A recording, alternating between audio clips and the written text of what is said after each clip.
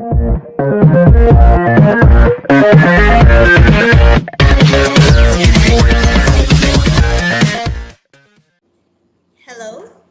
Okay.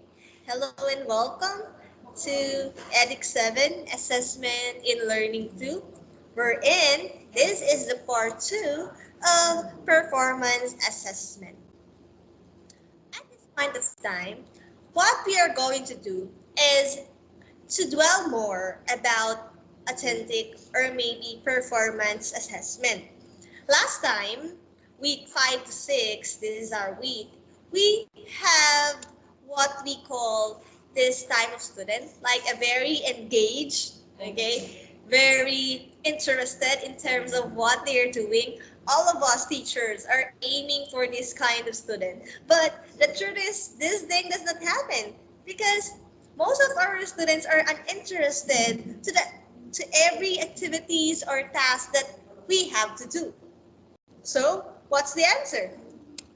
We need to have this performance assessment wherein almost all of the senses of our students are actively engaged.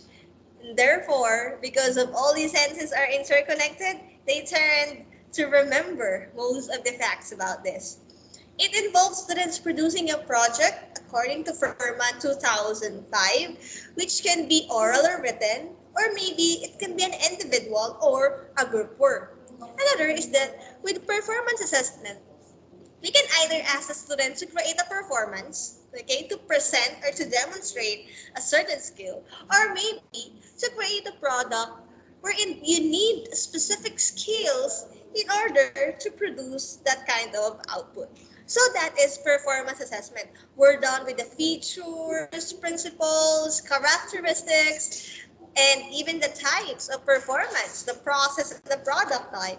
What we are going to do for this afternoon or for this day is that we have to discover how to design a meaningful performance. Take note of that. It has to be meaningful. Meaning, right? Real meaning. What does it mean? We are leaning on the authenticity of the performance. Okay, you see the connection from the authentic assessment that we have up to this performance assessment. Okay, so how should we design a meaningful performance? So we need to consider four factors. Okay, first factor is target. Like, what do you want your students to learn? It could be skill, a deep understanding of something, reasoning, or maybe to produce a certain product. That's the target. And the target depends on your purpose. What's your reason behind choosing that target? Are your students good in this thing? Are your students have lack of something? And speaking of greatness and lacking, we also need to consider the strengths and weaknesses of our students. It should not be too easy and at the same time not too difficult for the students to create or to produce an output that is fitted for them. If it's too easy, it will be too boring. And if it's too difficult, they will be demotivated. So what should we do? Just enough in a balanced form. And how are we going to create a balanced form? We need to determine the learning competencies. More likely, these learning competencies dwells on the objectives of the course, of the subject. The Department of Education and even the CHED itself already have the set of competencies needed for the students to learn. Us instructors follow this in creating the syllabus and your course guide because at the end of the day, this is where we are all coming from because these are all research based. Okay, so these four, consider these things. Speaking of learning competencies, in order to determine what competencies are needed by my students. So you need to ask yourself 5 questions as future educators. First, what important cognitive skills or attributes do I want my students to develop? Is it for English major reading, writing, listening, speaking, or viewing? More of the processes of the mind. What do you want to target for? So you need to choose one. You do not like target almost everything, though it is good that you integrate. Okay, but the thing is when you like target all of the skills, it will be like a jack of all trades and there's no specialization. But yeah, there will be a debate regarding this jack of all trades or specialization. But the thing is mastery. Okay, we have to give the students an in-depth understanding and knowledge about certain stuff. Not too shallow. Okay, we have to avoid giving shallow information to students. So as a future educator, what skill, okay, do I want my students to learn, given that I know their strengths and weaknesses? Second, what social or affective skills do I want my students to develop? We are not just honing their cognitive, like the processes of mind. We also need to focus on the heart, right? Like beautiful with a heart, that's right. We are holistically created. That's why all of these aspects should be considered. Yes, the student is very intelligent. The student can answer all your questions, but is this student able to communicate to his or her classmates? Is this student has a good inter and intrapersonal relationship? Okay, so you have to take note of that. Third, what metacognitive skills do I want my students to develop? When students already acquire a specific cognitive and affective skills, it will continuously be done if the students know the metacognitive skills. Metacognitive meaning learning about learning, thinking about thinking. How do you think? How do you learn? Are you able to learn if you have a notes? Are you able to learn if you listen to it? If you are listening to a music while writing your learning guide? Were you able to answer your modules when the environment is silent or when the environment is noisy?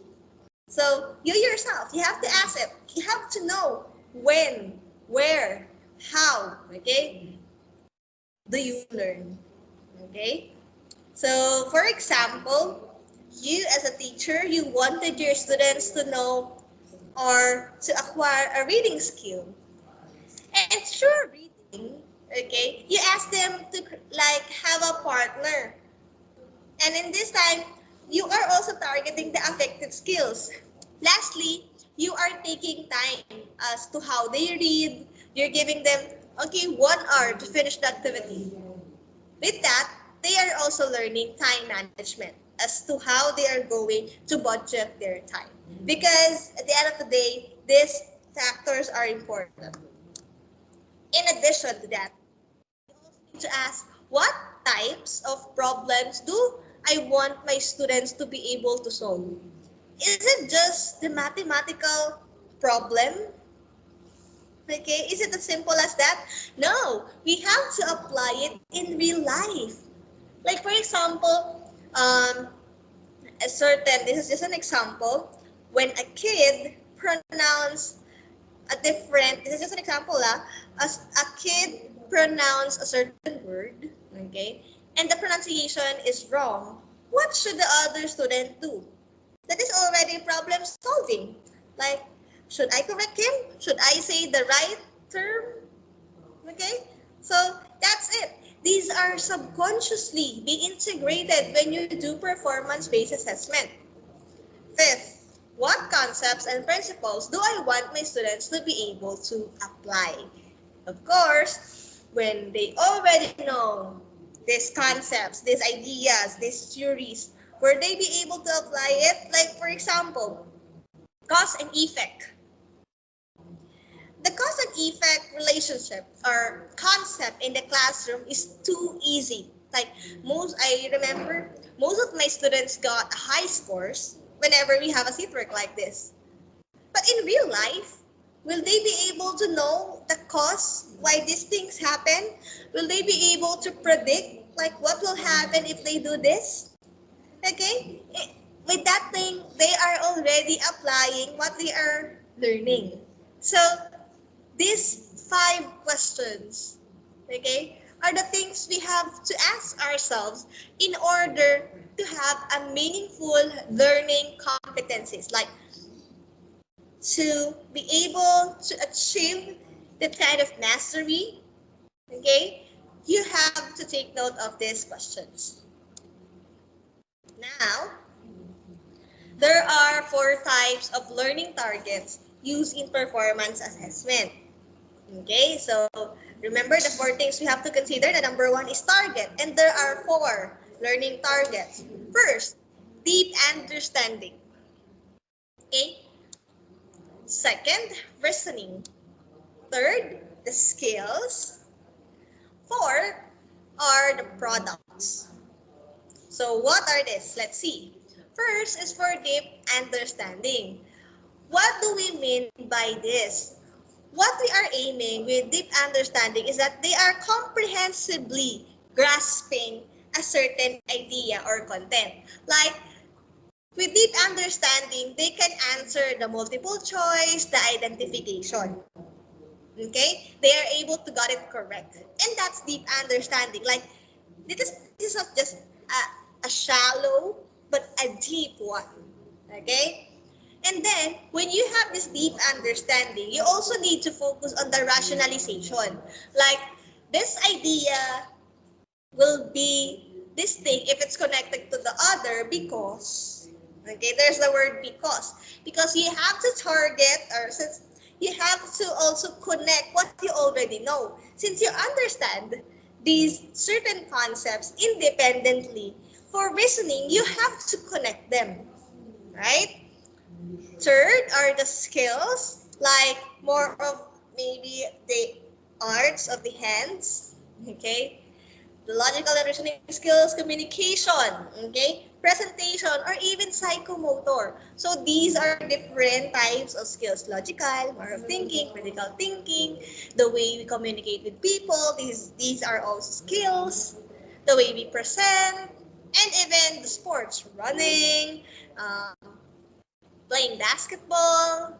Okay, so these are some.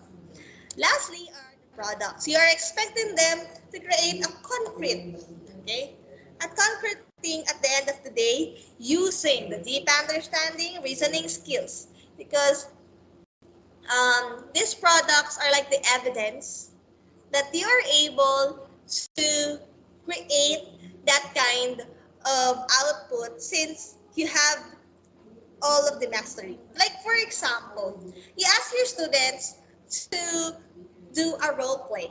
Okay? When you ask your students to do a role play, the students will not be able to create it good if they do not know the plot of the story. Next, reasoning. What's the reason behind doing the scripts? Okay, like this script is written because like for example, not everything that you will see in a story is part of a certain script. So what you have to do is to reason out, like this character says it because it is narrated in the story. Okay? And then the skills, the acting. Okay? The creativity, it will be all brought out. And these are all the offshoot of the product. So you need to ask yourself, like, which among these targets should I dwell more when I teach a certain concept? Okay. So what we discussed last time is about process and product oriented. Okay. First is the process oriented. I will not be defining this. Instead, I will be giving you an example of a process oriented performance based assessment.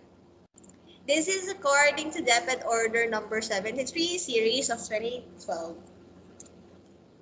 Okay, example, for English 7, the content standard and the performance standard is in DepEd. Okay, it's already given. So what we are asking here for the student is demonstrate oral language proficiency. Okay, it's too broad. That's the content. The performance, like what we are expecting them to see. Learner proficiency renders rhetorical pieces. Okay, rhetoric, the language use. So the task, this is the prerogative of the teachers, like what is the most fitted activity for this type of student? Oral production. The oral production is like you will speak and then you mirror, you listen to it and then you mirror. Like the teacher may use dialogues, passages from other written or similar texts. Okay, so these dialogues and passages can be created by the teacher himself or herself, or it could be from the internet, like use other resources. Okay, but the thing is, we are aiming for oral language proficiency. That's why the teacher do the oral production. So what are specific competencies? These are the objectives. First, observe the right syllable stress pattern. Okay, the teacher wanted to focus on the syllable and at the same time the stress in different categories. Second, observe the rising and falling intonation. Third is demonstrate how prosodic patterns affect understanding of the message. This is more of the affective factor. Okay? So now, this, as what I told you, the content standard and the performance standard is too broad. It is the teacher's task to create the specific competencies. And these competencies are what we call objectives. The teacher now wanted to focus on the syllable stress pattern, the rising falling intonation, and to demonstrate prosodic patterns. Okay? So what is the basis of the teacher? Simply the 5 questions I've asked, like the metacognitive, the cognitive, the skills, the problem solving, okay? And then last is the application in real life. So for this teacher, he or she already perceived that through this, he or she will be able to, or the students will be able to apply it in real life. Okay? Now, next is the product-oriented performance-based assessment. So this is a process since there's no output. It's more of demonstration of the skills. For the product-oriented, let's see. Performance tasks, okay, the teacher have this. Create a book cover. Okay, that's the task that the teacher wanted for product-based. So what are the competencies? First, generate appropriate shots for book cover, like using a digital camera. Okay, so you see, in this part, it's more of digital. Like, are you good in taking a photo of something to be a book cover? For the second, use a page layout software like MS Publisher or PowerPoint. So you see, another skill, like your technology skills, like the publisher and the PowerPoint. Third, create size estimation of images, shapes, and text box. So more likely, the use of different aspects in for future educators like visual hierarchy. Okay, that is part of the publisher and the PowerPoint. And the fourth, demonstrate skills in information design principles such as clarity, balance, relevance, contrast. So all in all, in these competencies, more likely these are skills, right? And the students will be able to target these skills if they do a book cover. Okay? So that's how the teacher do the competencies. How about you? What are the competencies you have to learn? Okay. So the checklist for writing performance tasks. Whenever we write a task, okay, we have to take note of different factors. Like first, are multiple targets included? Is it Does it have a deep understanding? Would it include skill? Would it include output? Is the task teachable and feasible? Make sure that when you want your students to do this thing, you have to demonstrate it first. If it's hard for you to demonstrate it, what would you expect to the students? Third, is the task challenging and stimulating? Like I've told you, if it's too easy, they will get bored. Are the criteria for scoring included? One important thing, whenever you want your students to do something, you have to provide a rubric. Our constraints for completing the task included, when you say constraint, the limitations, like, is there a time? What is the due date? Okay, not only the due date, like what are the materials that needs to be used? Do you only want recyclable materials? Okay, something like that, the limitation or the requirements for the task. Lastly, are multiple solutions and tasks possible? So whenever we ask our students to create a task, it is more fun if the students become more free in producing different tasks. Like for example, teaching demonstration. Teaching demonstration is a good performance assessment since you are free as to what activity you're going to do, even though you all have the same topic, but each of you are different, you will produce a different teaching output. So whenever you create a task, you have to make sure that there are possible ways to create that task. Okay, so that's a good performance task. Now, after we're done with the performance task, like you already have an idea of what should you want your students to do in the classroom, you have to develop a scoring schemes. Okay? So, for this, it's like the rubric. Okay, how do you do a rubric? It should be an evaluative criteria, description of qualitative differences for evaluating criteria, an indication, is it holistic or analytic? Okay, so these three. So let's take this example. So your task is to create a book cover. Okay? Now, your evaluative criteria are creativity, content, organization. And then, since it's a book cover and students need a lot of time to create this book cover, therefore, your rubric will be analytic. Remember guys, you will choose analytic if a given output needs more time to be accomplished. Like for example, if the students prepare it for a week, therefore you have to make your rubric analytic. If they just do the task for an hour, it will be holistic. Okay, you have to make an effort for the rubric itself. So going back, okay, let's go back here. The evaluative criteria are this: the creativity, content, and organization. And then the descriptions are like, what do you expect your students? For example, for the creativity, the cover presents more colors, okay? It presents a holistic, okay, a holistic representation of the cover itself.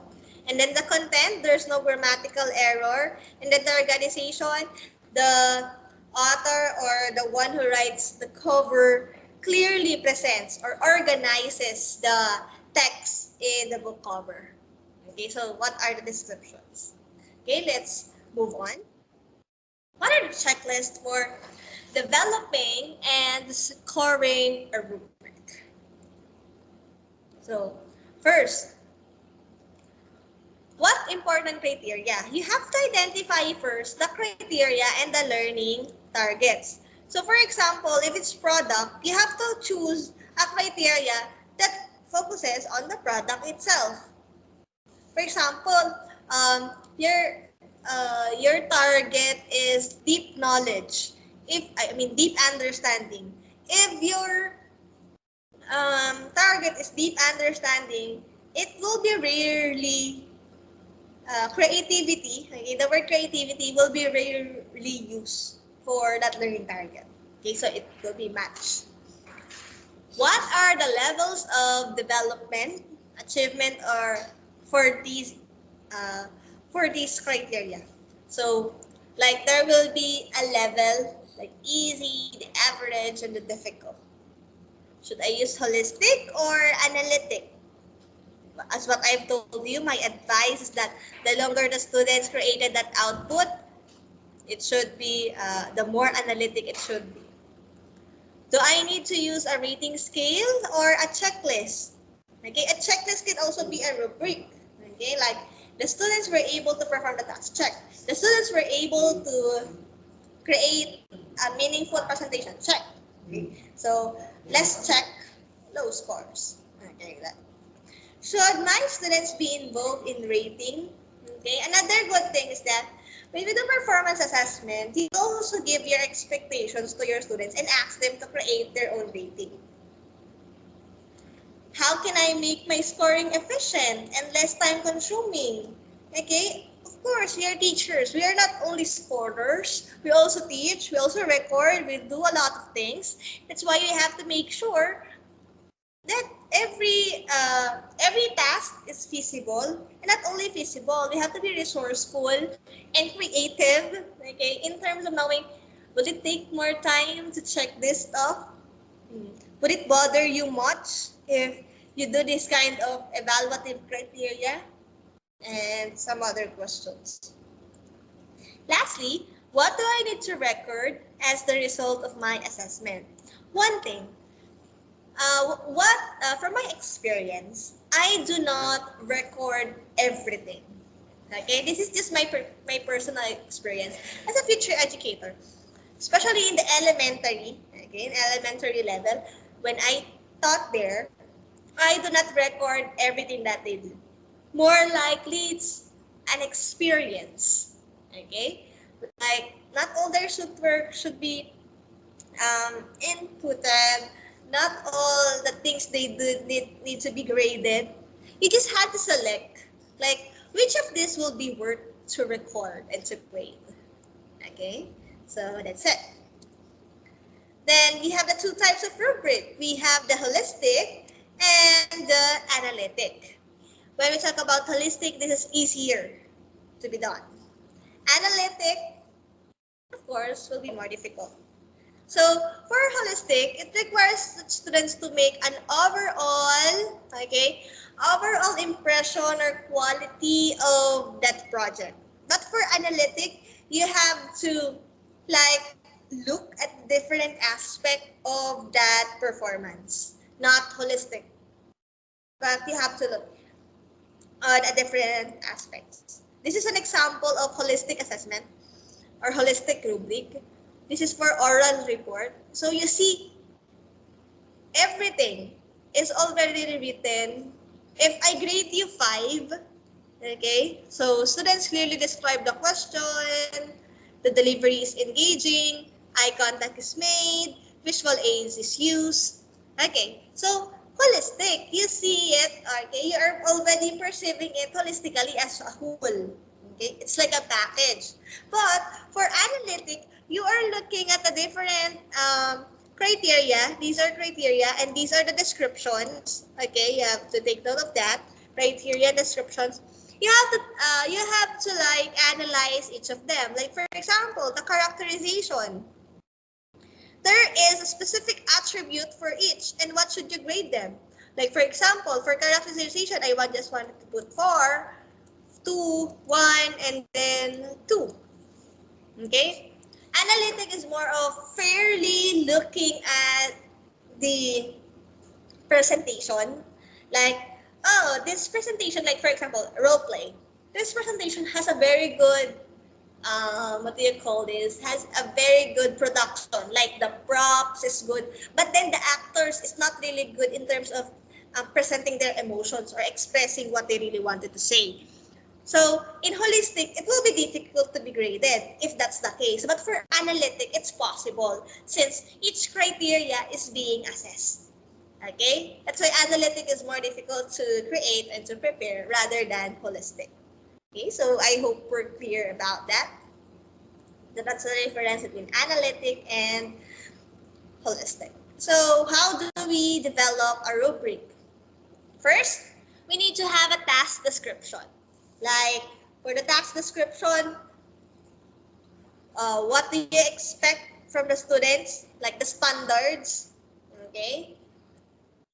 Scale, 4, 3, 2, 1, the number itself. Dimensions, the division of it, creativity, content, okay? Or maybe excellent, poor, and the descriptions itself. Like for each dimension, you have to provide a specific description. Task description is different from the description itself. From the name given, task description is describing what they are expected to do. Okay, but for the descriptions, these are the descriptions from the given dimensions. Like this, let's go back here. This part, an interpretative reading, there's no task description here. So for the task description, you have to put, what do you expect for your students to learn? Like for example, the students are expected to present a reading, theaters, for example, a reader's theater, okay, a reader's theater, or an interpretive to provide an interpretative reading, something like that.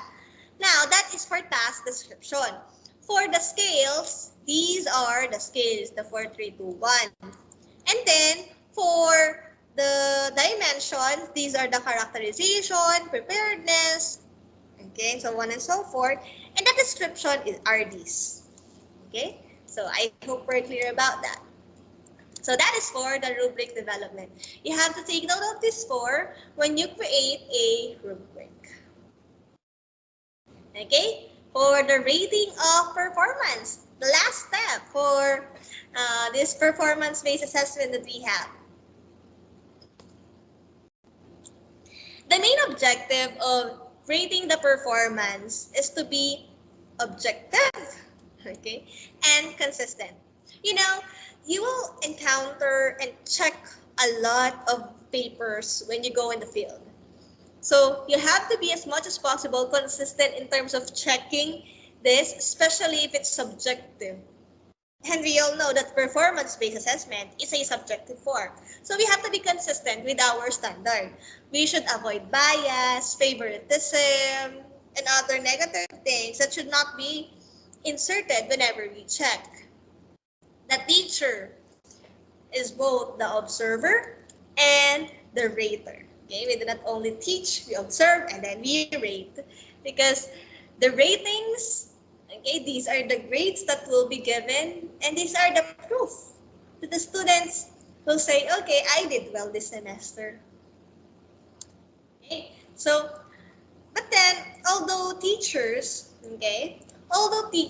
have this kind of objectivity and consistency, we are not perfect. Sometimes we create errors in rating.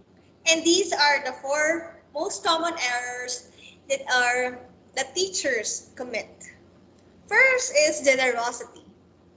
During my first year of teaching, I am really generous in terms of giving my students a grade. Like, I tend to give them higher scores. I don't know why. Maybe because I really love teaching and I really appreciate even the smallest thing the students do. So that's why I tend to give them a high grade.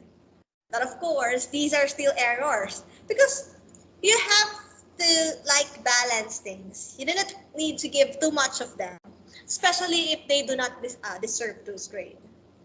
Severity is the alternate of generosity. Like, you really underrate. You see your students, they're not good in that. They have a poor performance. So that's also a bad thing.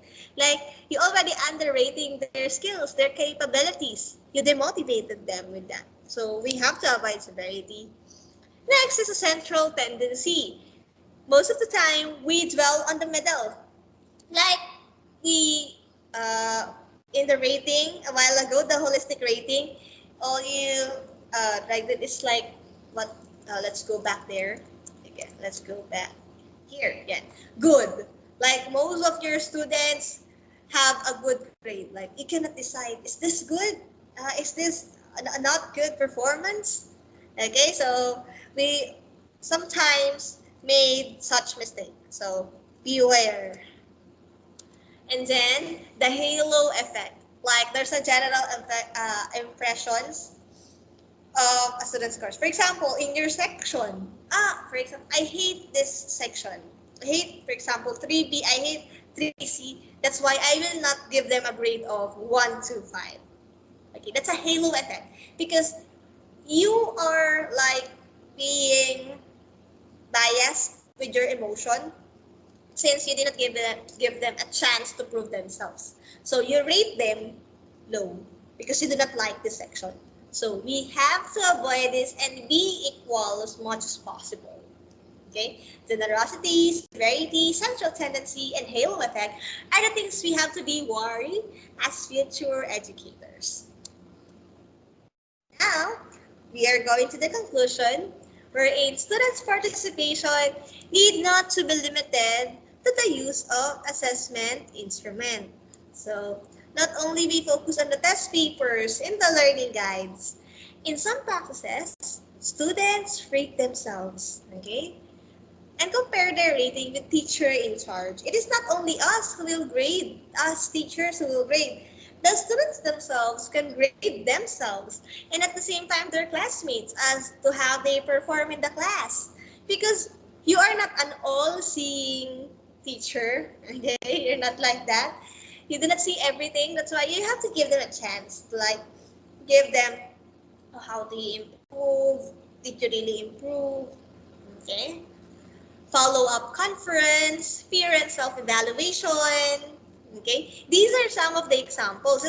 It's not we just use role playing, research presentation, and any other. These are the instruments. We can also do this, like the conference, wherein students will not be really rated, but you just listen to them. Like personally, their reflections, their evaluations to themselves at the end of the lesson. It's like an open forum, but in academic sense. Okay? So we as future educators, we have to take note of this thing. And remember, when students actively use all of their senses to do something, it will hardly be forgotten. Okay, that is just me thinking that whenever all their sight, sense of touch, sense of hearing, sense of taste, maybe are all affected, okay, are actively engaged. Therefore, that scenario will be implanted in their mind and it will be hard to forget, right? Think about this. What you mostly remember in the class are like your surprises to the teacher, or maybe what you remember are the funniest part in the class. That's the thing. Because all our senses are actively engaged with that scenario. We hardly remember those boring concepts. I mean, not really boring, the boring classes wherein our teachers are explaining concepts, right? So how about we do it in learning? How about we like present them this thing, create a performance-based assessment, and ta-da, they will be actively engaged in the classroom. Okay, so that's it for this, and this is my activity question. What performance-based tasks can you use in the classroom with the online learning setup we have right now? Okay, that's our activity question for week 7 to 8. What are the performance-based tasks? Like, we are in the new normal setup. Everything is online. I want you to think to be innovative since you're going to the field next semester. Think of the activities. You can like mention application, okay? Or integrate social media in terms of doing a performance-based task. And I wanted to make it like an online learning setup. So what should you do? I wanted to hear all of your answers. That's why I'm expecting your comments here in this video discussion. Okay, so that's it. Thank you very much for listening and lending your time for this discussion. I hope you continue answering your learning guides and to listen more to the previous video I have. So for inquiries or suggestions or even clarifications, you can kindly comment it or maybe personally message me. That's all. Thank you so much and have a good day. Bye.